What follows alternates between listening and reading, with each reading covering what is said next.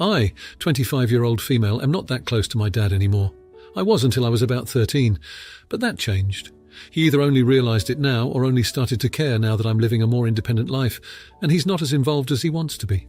I was 8 when I lost my mum, and we were as close as ever, but I needed him more. Then when I was 11, he remarried and he became a stepdad to a girl who was 10 at the time. Now this is where full honesty comes in. I was jealous as hell that my dad was trying to bond with her and that he called her his daughter and us his girls right away. It made me feel less special. It made me feel like I didn't matter as much, because how could someone so new to him be equal to me after hardly any time? Every time he spent time with her, I felt sick. He still spent time with me, but after about 6 or 7 months of marriage, he started to spend more time with his stepdaughter. I hated it. I was both devastated and furious that she was getting my dad. When I was 13, my dad said how much he preferred hanging out with her over me because they had similar interests. He said he couldn't spend enough time with his stepdaughter, and he was hoping I would hit the teen phase of not wanting my parents around me that much. He didn't say it to me, but I heard him say it. His best friend was one of the people he did say it to, and he was like, "Dude, don't say that out loud." And my dad said most parents probably feel that way. He said it wasn't like he would ever tell me that to my face. Then he admitted he also resented me for not wanting his wife the way her daughter wanted him. He wanted us to be the perfect little family, and we looked like a step family where the step is always used because I didn't really want his wife for stuff. I gave him his wish, and over the years he increased the amount of time he spent with his stepdaughter. They could do stuff together up to 4 times a week. That was until she was 16 and wanted space. He was devastated by that, and that crushed me. So I decided that was all I needed to know and didn't try to get closer to him. He approached me with the question of why after I moved in with my boyfriend and his dad helped us move stuff. My dad said he expected to be called, and then he asked me why I had pulled away from him. So I told him everything from the jealousy to what I heard him say, and I told him I decided that I wasn't going to keep close like I had when he felt that way. Dad was offended that I had ever been jealous. He told me it was disgusting to want to deny his stepdaughter the chance at a dad. He also told me he should be allowed to have interests in common with someone other than me. I told him he was. But I was also a kid who lost my mum and clung to my sole living parent. He then accused me of manipulating him by saying all that, and I told him that he shouldn't have asked a question if he wasn't prepared for an honest answer. He told me I could frick right off with that attitude and told me to grow up. Am I the idiot? Now for a few comments before the update. Comment 1. Not the idiot. I'm sorry you went through this. I can relate to it on certain level. Not as tragic, but I'm also a daughter who had to go through new dads' families. He clearly didn't provide you with enough love and reassurance and just expected you to accept them. I could see his position partially up until the point where you share your recent call with him and he just denied it and accused you of manipulation. He clearly failed to provide enough stability, reassurance and emotional empathy to you. I'm sorry. I would suggest to not cut him off forever. It might hurt you even more. This wound needs to heal. And while you can heal by yourself, maybe when you feel strong enough, try reaching out to him again and have a heart-to-heart conversation. Not accusatory, but just share what you lacked and ask him to see it and recognize it. Therapy can help you find the right words and tools. Regardless of that, you are loved and you are special. Your dad loves you, but he didn't know what you needed and he was also suffering a loss, which doesn't justify him and you still are more than justified. Comment 2. Not the idiot. It seems like once your dad remarried, his primary concern in life became about making his new wife and stepdaughter the center of his world. I don't know why he did that. Maybe he's just a shitty person, or maybe he had some serious grief issues that he never dealt with. Either way, the result of his behavior was that he pushed you away to deal with your emotions all on your own. Now that you're no longer close, he wants to whine to you about how hurt his feelings are, but he still wants to take zero accountability for his failures as a father. He needs to grow up himself. Comment 3. Not the idiot. I think you should go ahead and do what he told you to do. If anyone, I don't care what their title is, told me to FCK off with that attitude, I would. If I had a parent treat me like that, I would go no contact. He didn't really notice that you have pulled away for more than 10 years. When he finally did notice, instead of apologizing for the pain a child had, he doubles down and insults you. Your dad can pound sand. I would consider myself an orphan. I would even take it so far as to move so he couldn't find me again. So sorry your dad is such an $1. Now, for the update. It's been a month since I posted about the situation with my dad, and things have taken a turn I never expected. I tried to reach out to him again, hoping we could mend things and I could explain myself better. But when I called, his wife answered and hesitantly told me that my dad had had a heart attack a couple of weeks ago. My world stopped. I couldn't believe I didn't know. I couldn't believe she hadn't called me sooner. By the time I got the news, he was already home from the hospital recovering. His wife said he didn't want to see anyone, but I couldn't just stay away. I had to try. When I showed up, he was sitting in the living room looking so frail and pale. It broke my heart to see him like that. I'll never forget the way he looked up at me with this mixture of surprise and something I can't quite pinpoint. Regret, maybe. I tried to apologize, to tell him how much I still loved him despite everything, but it was like there was this wall between us. He told me he was tired and didn't want to rehash old arguments. And the most painful part, he said he needed to focus on his health and that dealing with our strained relationship was too stressful for him right now. I left his house feeling numb. The guilt is eating at me. I keep wondering, if I hadn't been so stubborn, if I had dealt with my feelings differently, would he be in better health today? Did my confrontation contribute to his heart attack? My stepsister reached out to me a few days ago. She said she was sorry for not telling me about the heart attack, that things had been chaotic, and she didn't think it was her place. She also said that she thinks that despite what happened, my dad still loves me. But hearing that just made me feel worse. I want to fix things, but I'm terrified of making his health worse. I'm lost. I feel like I failed him as a daughter. I wish I could turn back time and handle everything differently. I'm watching from the sidelines, unable to mend the most important relationship in my life, and I don't know if I'll ever get the chance to make it right. Now, for the comments. Comment 1. Not the idiot. It's natural to feel guilty when we find out a family member, particularly a parent, has suffered a health crisis. However, it's important to remember that you are not responsible for your father's heart attack. Health issues are complex and can be due to a variety of reasons, including genetics, lifestyle, and stress, many of which are beyond your control. The fact that you want to apologize and mend the relationship shows that you care deeply. Your father's response, while it may feel harsh, could be his way of coping with his current health situation. He may need space to focus on his recovery. It's important to respect his needs at this time while also giving yourself grace and understanding that you have not failed as a daughter. You've reached out, and that in itself is a meaningful action. It might be helpful to communicate your feelings in a letter or another form of communication that gives him the space he needs and leaves the door open for future reconciliation without immediate pressure. Comment 2. Not the idiot. Dealing with strained family relationships is difficult, and the health scare of a loved one can bring a lot of unresolved feelings to the surface. It's important to recognize that every individual deals with stress and health issues in their own way, and sometimes that means withdrawing. Your father's reaction to focus on his health does not equate to a rejection of your apology or your efforts to mend the relationship. It is simply a reflection of his current priorities and needs. You have not failed as a daughter by having a complicated relationship with your father. These dynamics are often the result of long-standing patterns and interactions that are not solely within your control. It is also critical to consider that healing and repairing a relationship is a two-way street. It requires effort and readiness from both parties involved. If your father is not ready at this time, it does not reflect a failure on your part. Continue to offer support and make it clear you are there for him when he is ready, but also take this time to seek support for yourself, perhaps through friends, other family members, or a therapist. Comment 3. Not the idiot. It's crucial to understand that an individual's health issues, especially something as serious as a heart attack, are not something that can be blamed on another person, even if the relationship has been challenging. The burden of health falls upon the individual and their personal health decisions, and while stress can be a contributing factor, it is not solely caused by any one person or situation.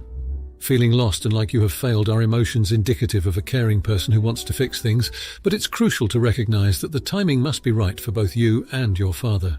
It is also worth considering that sometimes, despite our best intentions, we cannot control the outcomes of situations, and we have to find ways to cope with that reality. What you can do is continue to make positive choices in how you handle the situation moving forward, perhaps by seeking ways to support your father's health journey from a distance, offering emotional support without intruding on his space, and exploring your own feelings about the relationship with a professional who can provide you with tools to navigate this complex situation.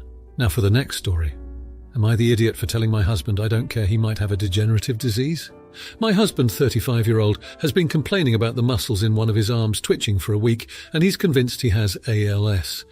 He came home from work today and said his mouth was salivating more than normal, and informed me that's a symptom of ALS. When he first told me he was concerned, my immediate reaction was obviously fear and concern, so I asked him if he would please call a doctor the next day. He jumped down my throat for not having any sympathy, so I shut up and walked away. He has a history of complaining about his health and not doing anything about it. He complained about groin pain for the first 10 years of our relationship, and I got sick of hearing about it, so every time he complained I would ask if he had called a doctor yet. The answer was always no. We were on a hiking trip 3 years ago, and when we got back to the cabin, he was laying on the sofa and said he felt a bulge in his groin. I immediately knew it was a hernia, and told him to make an appointment ASAP. It took withholding intimacy before he would finally go to a doctor, where he was diagnosed with massive bilateral hernias. So yeah, my sympathy for his health complaints is gone. I feel like he should seek the advice and guidance of a professional if he thinks something is very wrong, because I'm as far from being in the medical field as one can get. I've tried making his appointments for him in the past, but he either just wouldn't go or would cancel them. Back to the ALS concern. Tonight, when he got home and informed me about his watery mouth, I asked him if he had called our healthcare provider today. He said no. I calmly asked him why not, and then said I was concerned that he thought he had a serious degenerative disease, but wouldn't do anything about it. An argument ensued, and he called me a "see you next Tuesday" for not having any sympathy for his ailments. I told him I really didn't care if he thought he had a serious disease. What I do care about is if he has a serious disease, knowing that we will tackle it once there's a diagnosis. I'm not remotely interested in coddling his hypochondria. So, am I the jerk for telling my husband I don't care he might have a degenerative disease because he won't seek medical help? Update. He just called to tell me he was leaving the doctor's office. He called this morning and they, surprise, had an appointment. The doctor thinks it's post-COVID symptoms, but is running a complete blood panel just in case. He's getting blood drawn tomorrow. I do think he needs to seek therapy for medical and maybe generalized anxiety, because this is such a pattern, and it shouldn't get to this point before he's willing to seek help. Now, for a few comments before the update. Comment 1. Not the idiot. Some people have a mental thing where they assume that the ritual of getting other people's sympathy is all they need. They can't imagine enjoying actually getting better, by going to a doctor and finding out what is wrong and following the doctor's instructions in order to solve the problem. It sounds uncomfy. They also can't figure out that if they go on applying sympathy to a steadily worsening medical issue, that medical issue may well unalive them, and then they won't be able to follow their ritual anymore. Source: parent who died after refusing to do the work to get better, because immediately feeling better was just so important to her. You have my permission to show this to him if you think it'll help. Comment 2. Not the idiot without a proper diagnostic. It is impossible to determine what is wrong. Is he an attention seeker? Why is he waiting for you to book his doctor's appointment for him? Does he know that fatigue, anxiety and stress can give you these symptoms as well? Wouldn't it be easier to just go to the doctor, who is the best, most qualified person to diagnose and treat him, if there is a real degenerative disease, or to put his mind at ease if it is something else and start a treatment plan? Comment 3. At first I thought you were, but then thinking of the months and months and months of my husband complaining about his teeth and never going to the dentist. Then his tooth started chipping, so he finally went in, and it's worse than he thought it would even be. So not the idiot. Now for the update. 2 weeks have passed since my husband finally went to the doctor. His blood tests came back, and they were a mixed bag.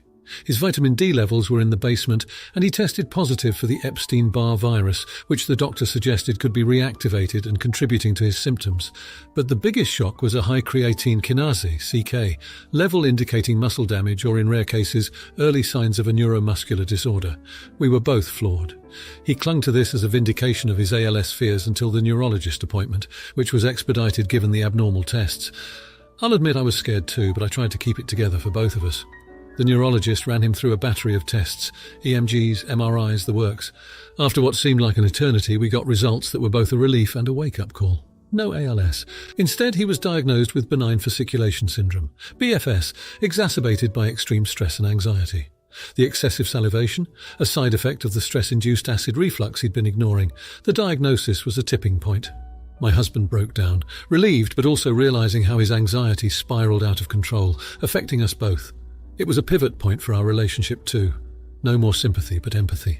Yes, we had a heart-to-heart, and he's agreed to start therapy for his health anxiety. And with the doctor's recommendation, he's also beginning a regimen of physical therapy to manage the BFS and joining a gym to focus on his overall health. The past 2 weeks have been humbling for both of us. We're relearning how to communicate and support each other constructively. It's not easy, but we're making progress. The house is calmer, and I feel like we're finally moving forward, not just spinning our wheels in worry and frustration. Fingers crossed the next update will be about how therapy's going, and the positive changes we're hoping will come with time and work. Now for the comments. Comment 1. Not the idiot. Receiving a medical diagnosis, especially when it involves potentially serious conditions like ALS, can be an incredibly stressful and emotional experience for anyone. It's clear from your story that both you and your husband have been through a rollercoaster of emotions, from fear and anxiety to relief at the final diagnosis of benign fasciculation syndrome. It's commendable that rather than letting the situation drive a wedge between you, you've chosen to take it as a turning point to strengthen your relationship and provide mutual support.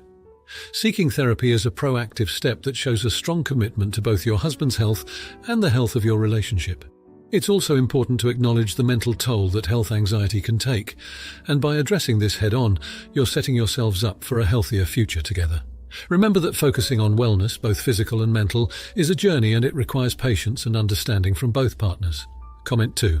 Not the idiot. The path to an accurate diagnosis can leave patients and their families in limbo, grappling with uncertainty and fear. Your response to your husband's health scares and the eventual BFS diagnosis demonstrates a deep sense of empathy and partnership. It's crucial to recognize the impact of stress and anxiety on physical health, and by doing so, you're validating your husband's experiences and ensuring he doesn't face them alone. Engaging in physical therapy is a practical approach to managing BFS, and it is often overlooked how much such conditions can affect day-to-day life. By taking these steps, you're not only alleviating the symptoms but also equipping your husband with tools to improve his quality of life. It's equally important to highlight the role of self-care for caregivers. As you support your husband, it's vital to also take care of yourself to prevent burnout. Encouraging each other to maintain a healthy balance between caregiving and self-care will benefit both of you in the long term. Comment 3. Not the idiot. When a loved one faces health challenges, the situation can test the resilience of any relationship. Your determination to face this challenge together and your commitment to therapy is a testament to the strength of your bond. It's heartening to hear that you see a positive trajectory ahead, which is a sign of hope and a shared vision for the future. It's worth noting the importance of education and advocacy in dealing with health conditions like BFS. By learning more about the condition and possibly connecting with support groups or others who have experienced similar issues, you can empower yourselves with knowledge and community support. This proactive attitude towards managing health anxiety and BFS can foster a sense of control and reduce feelings of helplessness that often accompany health-related uncertainties. Your approach is a model for how couples can navigate health crises with grace and mutual support, paving the way for positive change. Now, for the next story. I, 25-year-old female, married my husband Joe, 27-year-old male, 4 months ago. We dated all through high school and college, so we have been in each other's lives and in each other's families for quite some time. Joe's father died when we were seniors in high school, and his sister Jill died 3 years ago. Since then, his mother Jean has been, in my opinion, unhinged. I cannot imagine her sense of loss, and I know everyone has their own grief process, so I really try not to judge, but she makes everything about her grief. She didn't come to our college graduation because she would never get to see Jill graduate from college. We try to be especially kind to her on Mother's Day, but she spends hours at the cemetery and gets very irate if we leave before she's ready to. She insists we give our first child her husband's name as a first or middle name, and gets angry when we say we'll name our future children as we see fit. There have been other incidents too. She's done so much to push Joe away, while also relying on him for emotional and sometimes financial support. They have a very unhealthy relationship now. It came to a head when we were wedding planning. I invited her to come wedding dress shopping with me, my mum, my grandma and my maid of honour. I told her she did not need to come if it was going to be painful for her, but she said she would be happy to. To all our surprise, she came and brought a wedding gown that Jill had purchased to save for her own wedding someday. She said it would help her if I tried it on, and I did, which made her cry. But then she insisted that it was my dress, and I didn't need to get another one. After multiple refusals, she pouted the rest of the time. It was so awkward for everyone. This led to a lot of drama, to the point where Joe and me, but mostly Joe, did not want her at the wedding because we couldn't trust her to not cause some kind of scene, and because we thought it would be terrible for her mental health. We asked her not to come, and she agreed not to. I got to have a dance with my dad, and my mum surprised Joe by stepping in for a mother's dance with him. They smiled and laughed the whole time. It was the most special part of our wedding to me. I recently changed my Facebook cover photo to a picture of Joe and my mum dancing and laughing. Jean saw this and has been coming at us for it, saying it's just a reminder that she was excluded from her son's wedding day. I told her I'm not taking it down, and that if she doesn't want to see it, she can simply not look at my Facebook. She says I'm inconsiderate of her feelings and that I'm an AH for this because it drives another wedge between her and her son. Am I the idiot? Now for a few comments before the update. Comment 1. Gentle, everyone sucks here. She sounds annoying AF and very self-centered. But per the photo, I think it is, hopefully unintentionally, spiteful to put up a picture where your mum served in his mum's place in the wedding. Yes, she misbehaved herself out of an invitation, but she kept her word and agreed not to come. In her place, I would think it's pretty mean of you to display a picture that will always remind her that she wasn't part of such a big day in his life. It's because it's your FB photo of your husband and mum. A family wedding photo where she isn't there is more justifiable. IDK, I think it seems petty. Comment 2. I'm sure I will be voted down. I have much sympathy for you. You were very kind to invite her dress shopping, and I'm so sorry that backfired. I understand why you didn't feel she could come to the wedding, but I do think a public posting of a substitute mother is a little disrespectful, knowing the extent of her pain. Can you not just enjoy the photo in the private space of your own home? I've been that person excluded, it hurts. You can't fix what's broken, but you can avoid heaping more on the pile. Comment 3. I think it's quite awful to use a picture of Jo and your mum dancing and laughing. I think it's in poor taste. I would think she could benefit tremendously if she got therapy. It wouldn't be a bad idea to get family therapy. She is still grieving the death of her daughter. Expecting you to wear her Jill's wedding dress is weird. If you are concerned about her mental health, then why post a picture of your mum laughing and dancing with your husband? Now for the update. Jo's mum, Jean, suffered a stroke just a week after I shared my story. The reality of her health declining so rapidly has been a nightmare for all of us. We've been spending most days at the hospital and Jo is a wreck. It's like the universe just keeps piling on more for him to handle, and I'm trying to be there for him. But I'm struggling too. The doctors say Jean's condition is stable, but there's a long road to recovery ahead. She can't speak yet, and it's unclear how much function she'll regain. The guilt is eating Jo alive. He feels like he pushed her away at a time when she needed us most. I've never seen him so distraught, and it's breaking my heart. Amidst all this, John's sister found an unsent letter Jean had written to our deceased sister-in-law. It was filled with so much pain and regret for all the moments lost and all the things left unsaid. Reading it felt like an intrusion, but it also shed so much light on the depth of her grief. It's more than we ever comprehended. As if things couldn't get more complicated, I found out I'm pregnant. Under different circumstances, this would have been a joyous revelation, but with everything going on, it feels tainted with sadness. We haven't told Jean yet. It feels wrong to bring up new life when she's fighting for hers. I've been so preoccupied with the current situation that the Facebook photo seems like such a distant issue now. It's still up, but it's become so insignificant in the grand scheme of things. I don't know if Jean will ever get a chance to dance with Jo the way my mum did, and that thought alone is enough to overshadow any past conflicts we had. We're holding on to hope, but some days it feels like we're just bracing for the next wave to hit us. Please keep Jean in your thoughts. We're learning the hard way that life can be unforgivingly fragile. Now, for the comments. Comment 1. Not the idiot. First and foremost, I want to extend my deepest sympathies for the challenging situation you and your family are facing with Jean's health. It's clear that your emotional bandwidth is stretched thin, and the discovery of your pregnancy amidst such turmoil must be incredibly bittersweet. You're not the jerk for feeling conflicted about the timing. It's a natural response to such a juxtaposition of life and decline. It's important to remember that feeling guilty for past actions like Jo won't change the present circumstances. What matters now is the support and love you give Jean in her time of need.